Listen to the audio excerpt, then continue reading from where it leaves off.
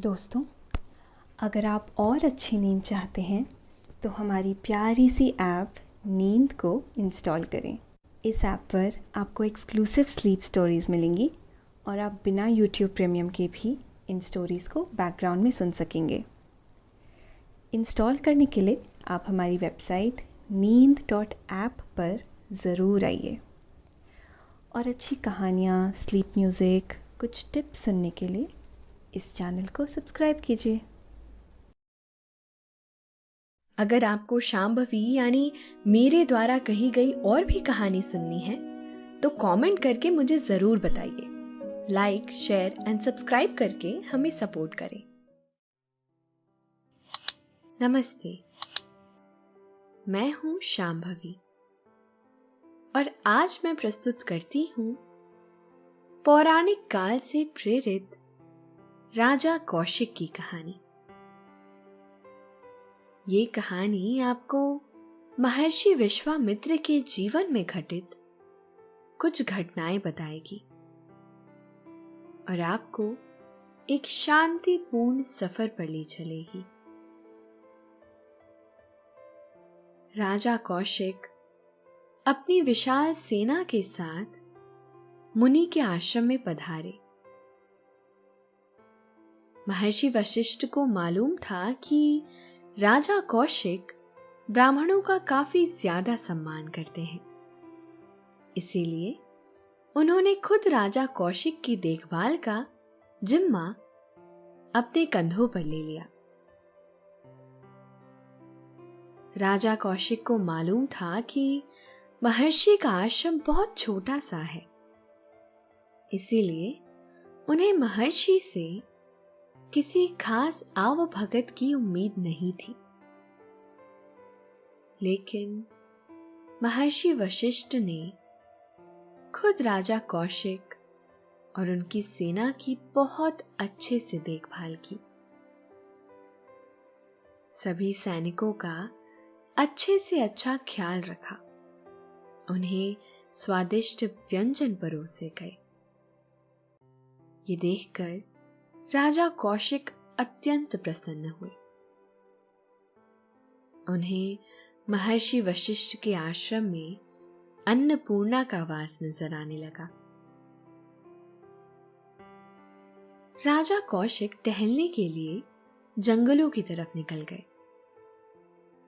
टहलते वक्त उन्होंने सोचा कि अच्छे से अच्छे राजघरानों के लोगों का खाने का इंतजाम करने में पसीने छूट जाते हैं।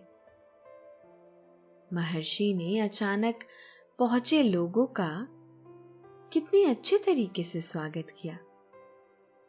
मुझे महर्षि से पूछना चाहिए कि उन्होंने ऐसा कैसे कर लिया। आगे क्या होता है जानेंगे आज की इस कहानी में। आखिर में क्या रहस्य था जिसके कारण महर्षि ऐसा चमत्कार दिखला पाए, और राजा कौशिक ने रहस्य जानने के बाद क्या किया, जानेंगे आज की इस खूबसूरत कहानी में। लेकिन पहले आप अपने आसपास की सारी लाइट्स ऑफ करके आराम से लेट जाएं। अपनी आंखें धीरे से बंद कर लीजिए। अब थोड़ा सा अपने शरीर को आराम दीजिए। थोड़ा और आराम। अपने शरीर को बिल्कुल ढीला छोड़ दीजिए। कोई टेंशन नहीं, कोई तनाव नहीं। अपने दिमाग में चल रहे सभी विचारों को, चिंताओं को त्याग दें। एक शांति सी महसूस करें। सारी नेगेटिव पॉजिटिव विचारों को धीरे धीरे निकाल दें।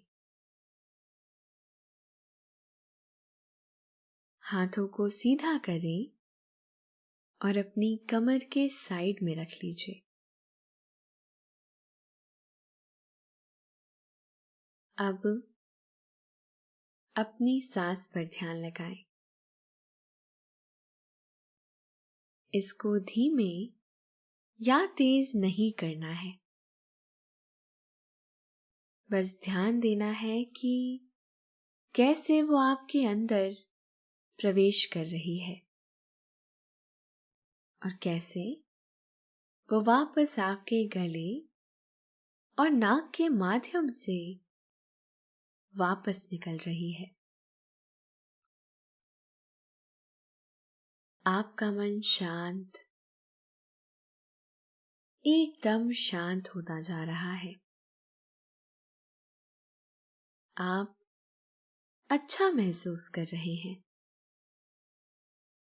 खुद को काफी हल्का फील कर रहे हैं। हर तरफ शांति है, सुकून है, खामोशी है। इस कहानी के दो मुख्य किरदार हैं। पहले महाराजा दशरथ के कुल गुरु महर्षि वशिष्ठ, जो कि सप्त ऋषियों में से एक माने जाते हैं। पौराणिक कथाओं के हिसाब से इन्हें पृथ्वी पर श्रेष्ठ तपस्वियों में से एक माना गया है। दूसरे हैं राजा कौशिक। इन्हीं को आगे चलकर महर्षि विश्वामित्र के नाम से जाना गया।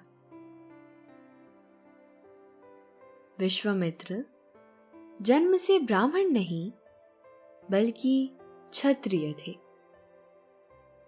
उन्हें राजा कौशिक के नाम से जाना जाता था। राजा कौशिक महाराज गाधी के पुत्र थे। पौराणिक कथाओं में उनका वर्णन बहुत ही कुशल और सौम्य शासक के रूप में मिलता है। बहुत समय पहले की बात है। महर्षि वशिष्ठ अपने आश्रम में अपने परिवार के साथ सुखमय जीवन व्यतीत कर रहे थे। कहा जाता है कि महर्षि के ऊपर हमेशा से देवताओं की कृपा थी। यही वजह थी कि उन्हें देवताओं के द्वारा नंदिनी गाय भेंट स्वरूप मिली थी। इस गाय में कई विशेषताएं थी, लेकिन इसकी सबसे बड़ी खासियत यह थी कि ये जहां भी रहेगी वहां से कोई भी कभी भी भूखा नहीं जाएगा। इसके स्तनों के नीचे आने वाला खाली पात्र कभी भी खाली नहीं रहेगा। इस गाय को अक्षय भंडार की स्वामिनी भी कहा जाता था। उस समय किसी भी ऋषि मुनि के पास ऐसी गाय नहीं थी।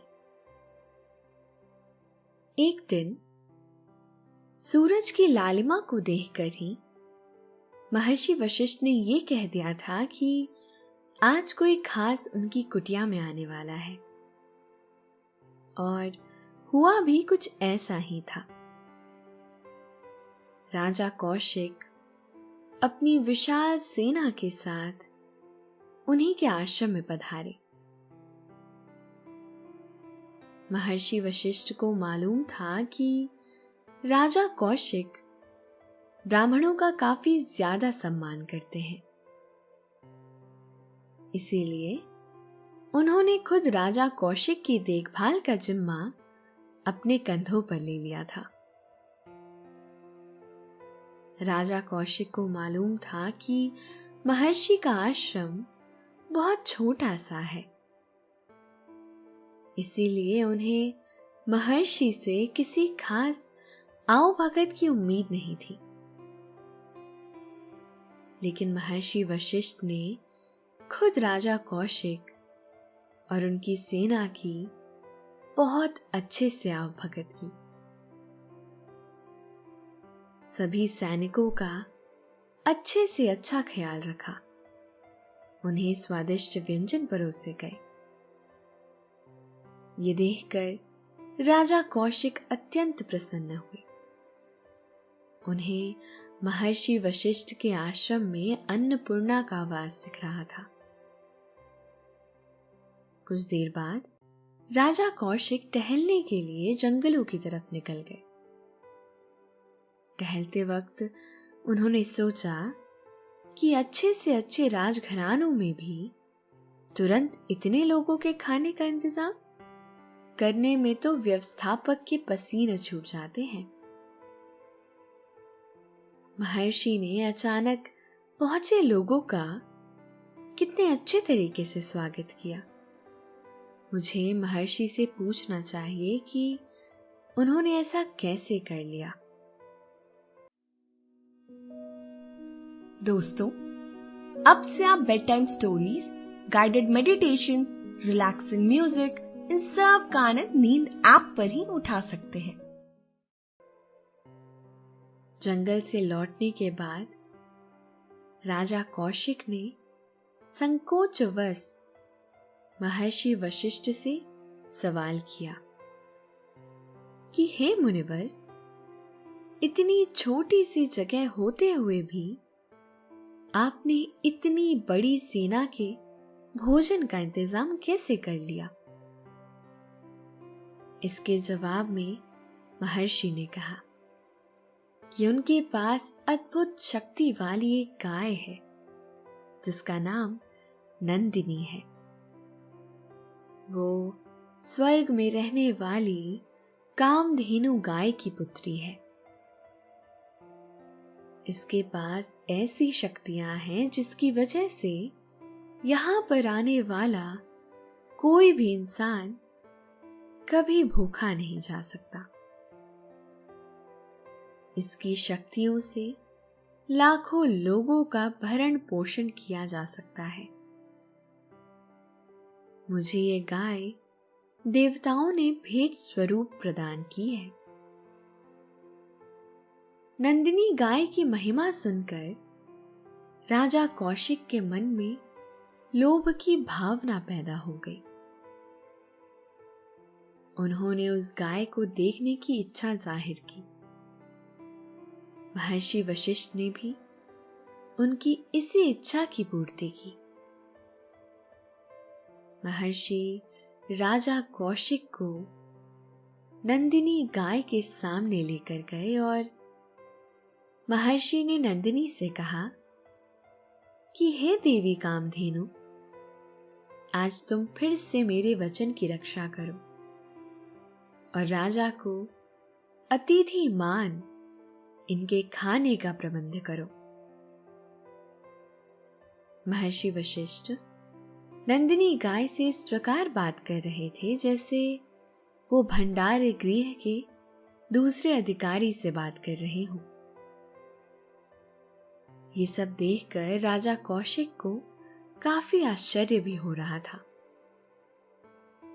इसके बाद नंदिनी ने राजा कौशिक के सामने सिर झुकाया और जैसे ही उसने अपनी गर्दन ऊपर की, कई सारे व्यंजन राजा कौशिक के सामने पेश हो गए, जिन्हें देखने के बाद राजा कौशिक को बड़ा ही आश्चर्य हुआ और उनके अंदर लालच का भाव भी आ गया। उनके मन में ये ख्याल आया कि इस गाय की असली जगह मेरे राजमहल में है। मुझे नंदिनी गाय किसी भी कीमत में चाहिए। राजा कौशिक ने महर्षि वशिष्ठ से नंदिनी गाय उन्हें देने को कहा और उन्होंने ये भी कहा कि इसके बदले वो उन्हें जितनी कीमत चाहिए वह उन्हें देंगे। महर्षि वशिष्ठ ने बड़ी विनम्रता के साथ राजा का ये प्रस्ताव ठुकरा दिया।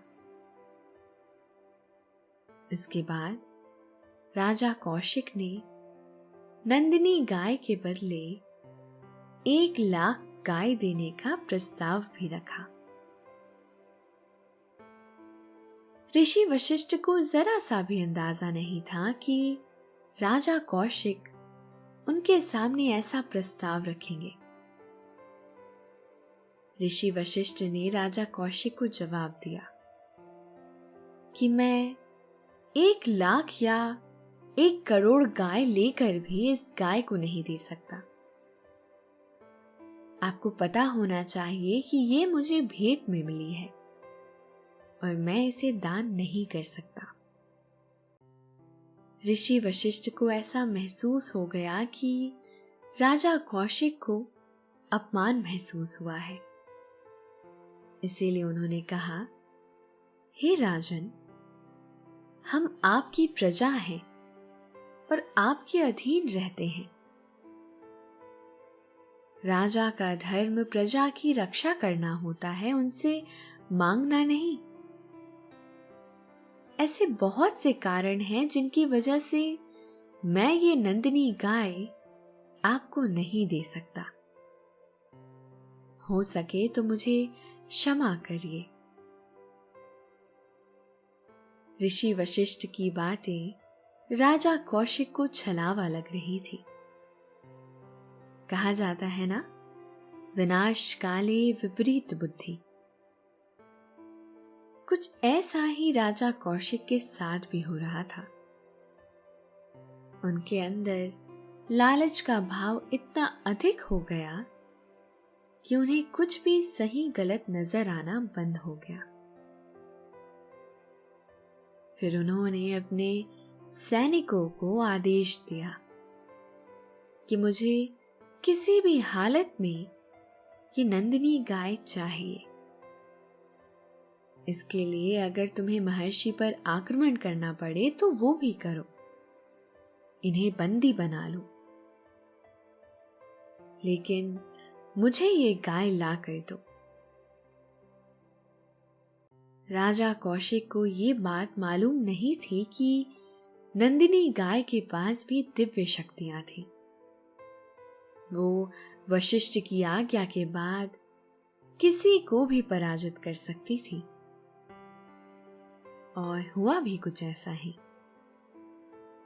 राजा कौशिक ने सैनिकों के साथ मिलकर हमला तो कर दिया, लेकिन उन्हें हार का मुंह देखना पड़ा।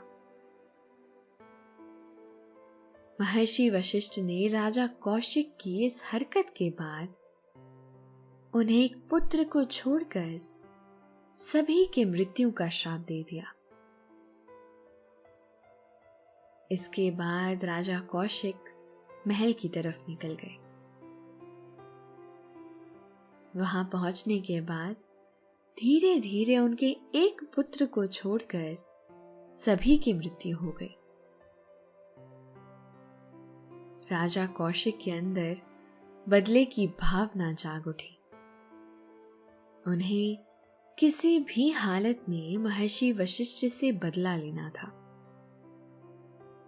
इसके लिए उन्होंने राजपाट अपने पुत्र को सौंपा और खुद जंगल की तरफ प्रस्थान कर गए। वहां जाकर उन्होंने कई साल तक शिव की तपस्या की। शिव जी राजा की तपस्या से प्रसन्न हुए और उन्हें वरदान मांगने के लिए कहा। राजा कौशिक ने शिव जी से कई सारे दिव्यास्त्र मांगे और शिव जी ने उनकी मनोकामना पूरी की और उन्हें कई दिव्यास्त्रों का स्वामी बना दिया। दिव्यास्त्र मिलने के बाद राजा कौशिक को अभिमान हो गया उन्हें पुरानी बातें याद आने लगी।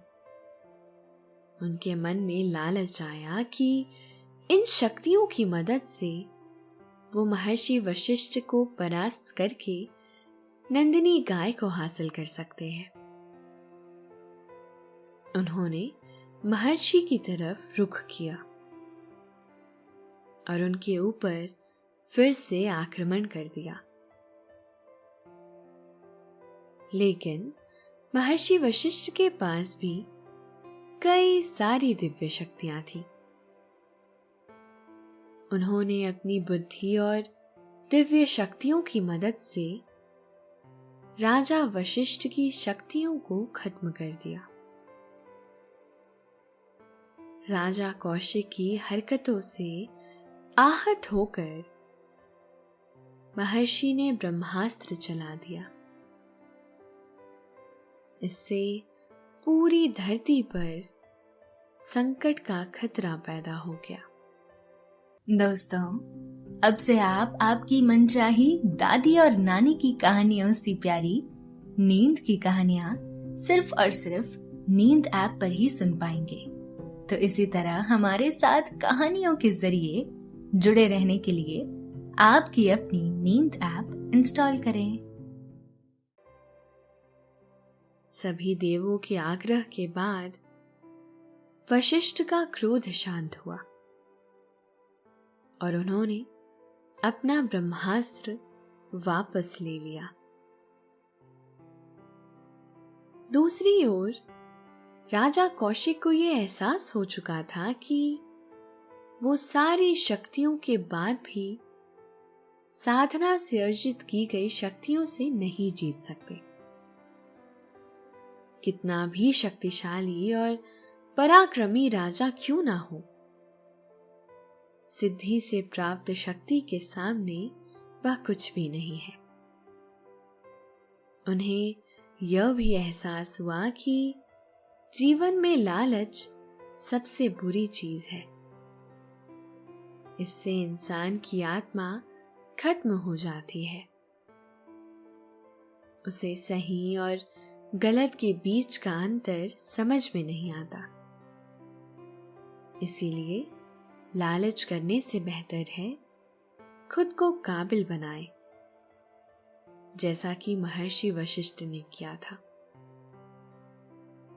देवताओं ने उनकी काबिलियत की वजह से ही उन्हें नंदिनी गाय भेंट स्वरूप दी थी। दूसरी बार भी महर्षि वशिष्ठ से हार के चलते राजा कौशिक को गहरा धक्का लगता है और वो मान लेते हैं कि बाहरी ताकत और इंसानी अहम योग शक्ति के आगे कुछ भी नहीं है। इसके बाद राजा कौशिक तपस्या और एकांत शिक्षा की बदौलत ऋषि वशिष्ठ से श्रेष्ठ बनने का प्रण लेते हैं। वो दक्षिण दिशा की ओर चले जाते हैं, जहां वो अन्न त्याग कर जीवन बिताते हुए कठोर तपस्या करते हैं, जिससे उन्हें राजश्री पद मिल जाता है। लेकिन उन्हें फिर भी संतुष्टि नहीं मिलती। कौशिक ब्रह्म ऋषि बनने की इच्छा पूरी करने के लिए फिर से तपस्या में लीन हो जाते हैं। इस बार वो कठिन से कठिन सांस रोककर तपस्या करते हैं।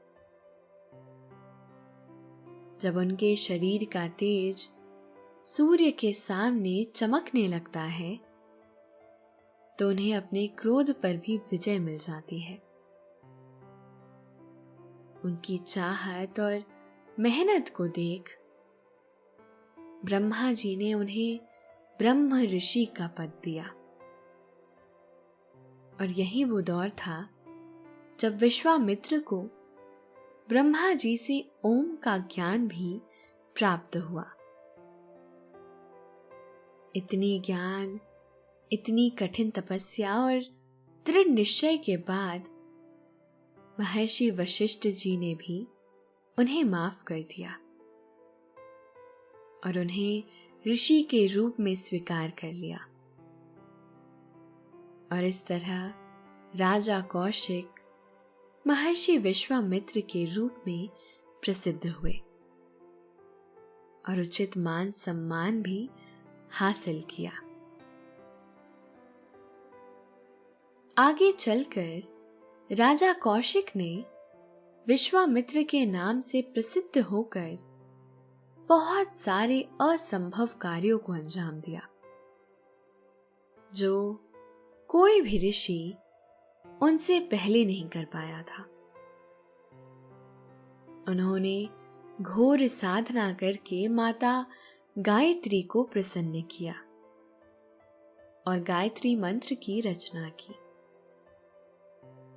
गायत्री मंत्र की रचना के बाद उन्होंने सारे जगत में अपनी साधना का लोहा मनवाया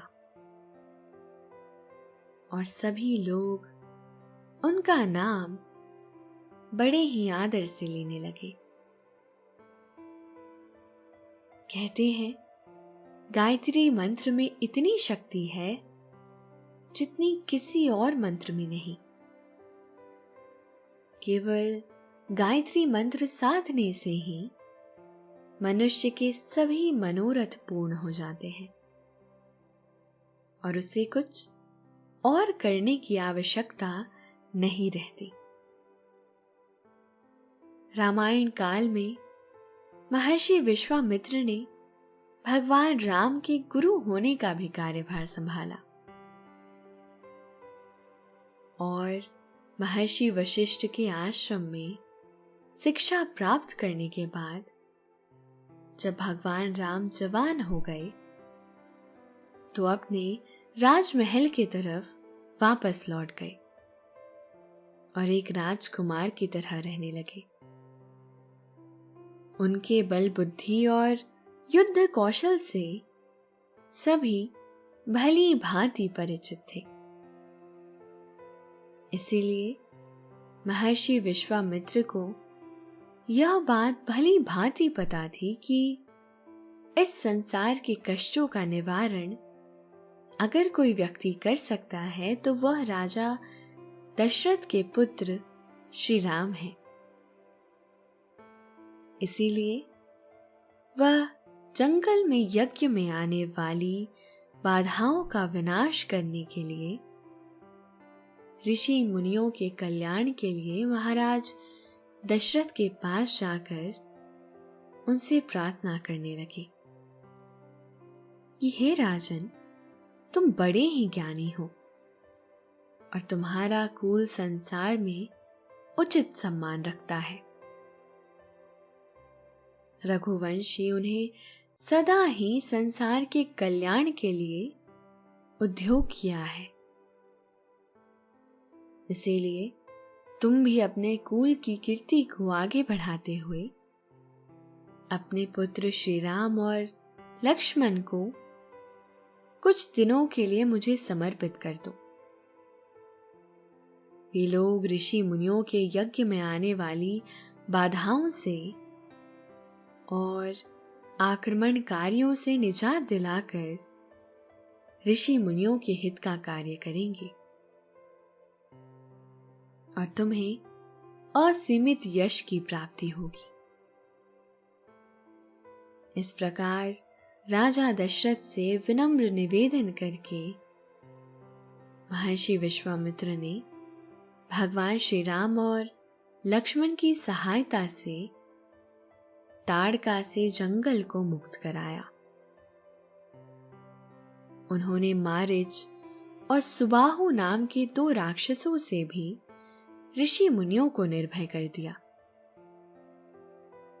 श्री राम के ऐसे प्रताप को देखकर महर्षि विश्वामित्र उनसे बहुत प्रसन्न हुए और उन्हें अपने अर्जित किए हुए पुरुषार्थ से प्राप्त तपस्या के फलस्वरूप दिव्यास्त्र को भगवान श्री राम को समर्पित कर दिया और कहा कि हे श्री राम, इस युग में सिर्फ तुम ही मेरे इन दिव्यास्त्र को साधने के योग्य हो। इसीलिए अब मैं ये भार तुम्हें देता हूं। इनका उचित उपयोग करके संसार का कल्याण करो और अपने कुल की कीर्ति बढ़ाओ। दोस्तों, अब से आप bedtime stories, guided meditations, relaxing music, इन सब का आनंद नींद ऐप पर ही उठा सकते हैं। ऐसा कहकर महर्षि विश्वामित्र ने श्री राम के जीवन में अपना कार्य पूर्ण किया और फिर वहां से चले गए। इस कहानी से हमें ये सीख मिलती है कि संतोष से बड़ा धन कभी अर्जित नहीं किया जा सकता और लालच से बड़ी कोई बीमारी नहीं होती। अगर ये बीमारी एक बार लग जाए तो पूरा जीवन खराब हो सकता है। जीवन में हजारों लड़ाइयां जीतने से बेहतर है हम शांत रहकर ज्ञान अर्जित करें। स्वयं को जीतने में ही जीवन का असली आनंद छिपा है। धन्यवाद। तो दोस्तों, ये थी आज की कहानी, राजा कौशिक की कहानी। आशा है आपको आज की ये कहानी अच्छी लगी होगी। आपने ये कहानी सुनी, आपको अच्छा लग रहा है और समय हो गया है आपके सोने का। अब आप धीरे धीरे नींद की ओर बढ़ते जा रहे हैं और नींद आपको अपनी आगोश में समाती जा रही है, समाती जा रही है। शुभ रात्रि।